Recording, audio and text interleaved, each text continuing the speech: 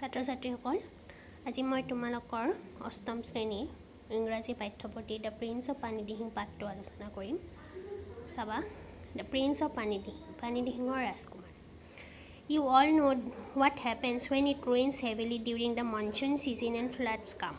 তোমালোক সকলোৱে জানা যে বৰ্ষা ঋতুৰ সময়ত ধাৰাসাৰ বৰষুণ হয় আৰু বানপানী আহে। In গ্ৰুপৰ লগত note down 5 problems brought by floods and 5 things we should do to save ourselves. তোমালোক গ্ৰুপৰ মাজত লগ হৈ বানপানীৰ পৰা হোৱা 5টা সমস্যা আৰু তাৰ পৰা নিজক বচোৱাৰ 5টা সমাধানৰ বিষয়ে লিখিবা। Then share your points with the rest of the class. আৰু তাৰ পিছত নিজৰ পইণ্টবোৰ বাকি ক্লাছৰ সকলৰ লগত শ্বেয়াৰ কৰিবা। Here is a story of a flood in a rural area called Sitolia and how people responded to it. ইয়াত এটা কাহিনী দিয়া হৈছে কি কাহিনী যে চিতলিয়া গাঁৱত হোৱা বানপানীৰ এটা কাহিনী দিয়া হৈছে আৰু কেনেকৈ তাৰ মানুহবিলাকে বানপানীৰ লগত মোকাবিলা কৰিছিল সেই বিষয়ে কাহিনীটো দিয়া হৈছে। After you finish reading, তোমালোকে পঢ়ি শেষ কৰাৰ পিছত পাঠটো পঢ়ি শেষ কৰাৰ পিছত compare your answers with the story. তোমালোকে যে অলপ আগতে লিখিছিলা 5টা প্ৰবলেম আৰু 5টা সমাধান সেই এনসাৰখিনিৰ লগত তোমালোকে এই কাহিনীটো তুলনা কৰি চাবা। How many things were similar? আৰু চাবা কিমান কেইটা পইণ্ট similar অৰ্থাৎ একে আছে। এতিয়া চাবা আমি কাহিনীটো আৰম্ভ কৰিছোঁ। It rained heavily all week. গোটেই সপ্তাহ জুৰি বৰষুণ দি আছিল। ধাৰাসাৰ বৰষুণ দি আছিল। The swelling water of the Brahmaputra continued rising. ব্ৰহ্মপুত্ৰৰ পানী বাঢ়ি আছিল। Panic gripped Sitolia and its neighboring villages. আৰু চিতলিয়া গাঁও আৰু তাৰ ওচৰৰ গাঁওবিলাকৰ মাজত সংকটময় পৰিস্থিতিৰ সৃষ্টি হৈছিল। সংকটাপন্ন হৈছিল। Khoghan's own village, Bargaon, was not far from this. খগেনৰ নিজৰ গাঁও বৰগাঁও ইয়াৰ পৰা দূৰত নাছিল। মানে চিতলিয়া গাঁৱৰ পৰা দূৰত নাছিল। That morning, সেইদিনাখন ৰাতিপুৱা, a loud roar alerted the riverside villagers. That morning, a loud roar alerted the riverside villagers. যে নদীৰ কাষৰ থকা গাঁওবাসীসকলক সেইদিনাখন ৰাতিপুৱা এটা ডাঙৰ শব্দ গাঁওবাসীসকলে এটা ডাঙৰ শব্দই কি কৰিছিল এলাৰ্ট কৰিছিল। They realized that the worst had happened. সিহঁতে গম পাইছিল যে কিবা এটা বহুত বেয়া হ'বলৈ গৈ আছে। Worst হৈছে বেডৰ সুপাৰলেটিভ ডিগ্ৰী সকলোতকৈ বেয়া তাৰমানে। The embankment at Sitolia village was breached. Chitalia গাঁৱৰ মথাউৰিটো ভাঙিছিল। Horrified, they braced themselves for what was to come. আৰু তেওঁলোকে নিজকে সাজু কৰিছিল সেই ভয়ংকৰ পৰিস্থিতিৰ লগত মোকাবিলা কৰিবলৈ। In moments, huge wave of water broke into the village. আৰু তেতিয়াই কি হৈছিল গাঁওখনত এটা ডাঙৰ বাৰ ভাঙি আহিছিল মানে পানীৰ এটা বাৰ ভাঙি আহিছিল। The water rolled over some of the housetops. আৰু পানী কি কৰিছিল কিছুমান ঘৰৰ মুধচ ডুবাই দিছিল। The air quickly filled with the cries and wails of the village folk huddled on rooftops of the sanghars and a mad bellowing of the livestock being swept away.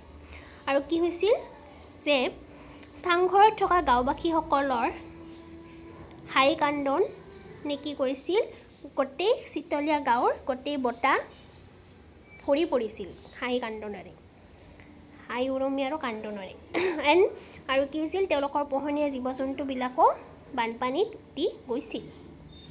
Khoghan, a young man of 17, quickly grasped the seriousness of the situation and sang into action. Khoghan এজন কিছিল 17 বছৰীয়া ডেকা ল'ৰা আছিল যিজনে সেই গোটেই পৰিস্থিতিটোৰ গম্ভীৰতাটো চিৰিয়াছনেছটো লগে লগে বুজি পাইছিল আৰু কি কৰিছিল নিজৰ কৰ্মত লাগি গৈছিল। The village folk and even his classmates at Nitai Pukhuri College called him the Prince of Pani Dihing.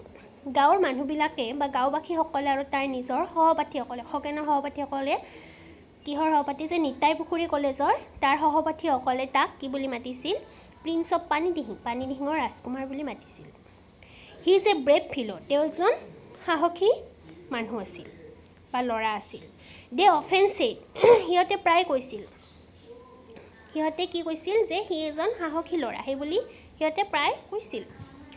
Ramen হাৰি up Khagen shouted to his friend খগেনে নিজৰ বন্ধুজনক বা বন্ধু ৰমেনক কৈছিল সোনকাল কৰা there's no time to lose আমাৰ হাতত সময় নষ্ট কৰিবলৈ একেবাৰে সময় নাই get hold of the others আৰু বাকিবোৰকো লৈ লোৱা where are দামোদৰ ধন and আব্বাস ক'ত আছে দামোদৰ ধন আৰু Abbas Ramen ran towards him Ramen দৌৰি আহিছিল তাৰ ফালে you know তুমি জানানে কিবা এটা ক'বলৈ মানে ৰমেনে দৌৰি আহিছিল cutting him short তাক ক'ব মানে ৰমনক ক'বলৈ কথাখিনিতে আধাতে কাটি খগেনে কি কৈছিল Khagen said we need a few wraps of banana trunks আমি পাঁচডাল গছৰ আমি কি কৰিব লাগে আমাক কলগছৰ কাগজ লাগে পাঁচখন ভুৰ বনাবলৈ I will bring along my father's boat মই দেউতাৰ নাওখনো লৈ লম we must rush to চিতলে আমি চিতলেলৈ যাবই লাগিব in no time 5 wraps were ready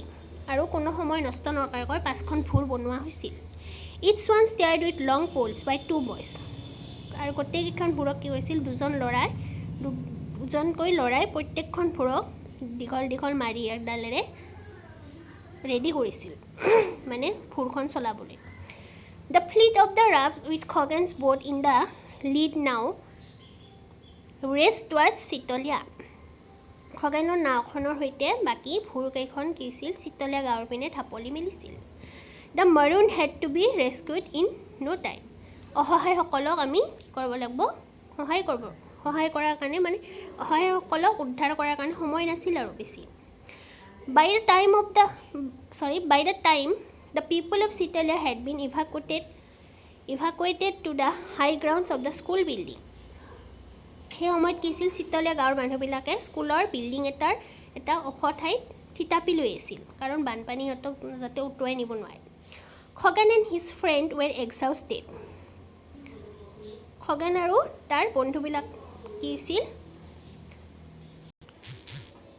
বন্ধুবোৰে প্ৰায় ভাগৰি পৰিছিল but they remained the work of making arrangement of food and water for the men women and children sheltered in the school building তথাপি তেওঁলোকে কি কৰিছিল সেই স্কুল বিল্ডিঙত থকা মানুহ মহিলা আৰু সৰু ল'ৰা ছোৱালীৰ কাৰণে খোৱাৰ ব্যৱস্থা আৰু পানীৰ ব্যৱস্থা কৰিছিল the civil authorities at Dimeo also had to be informed immediately ডিমেওৰ চিভিল অথৰিটিক কি কৰা হৈছিল ইনফৰ্ম কৰা হৈছিল লগে লগে জাননী দিয়া হৈছিল যে চিতলীয়া গাঁৱত এনেকুৱা পৰিস্থিতি হৈছিল সেই খগেন নৰেনকাই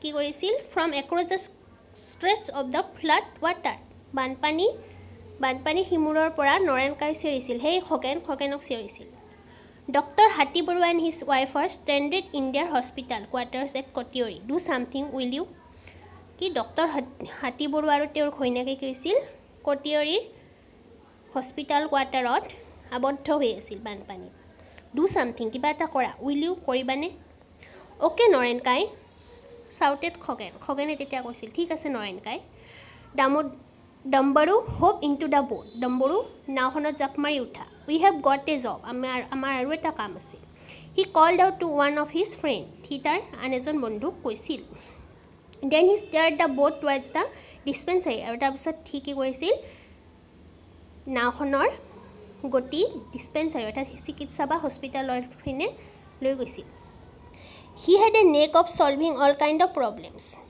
তাৰ কি আছিল গোটেই প্ৰবলেমবিলাক সলভ কৰাৰ এটা ইচ্ছা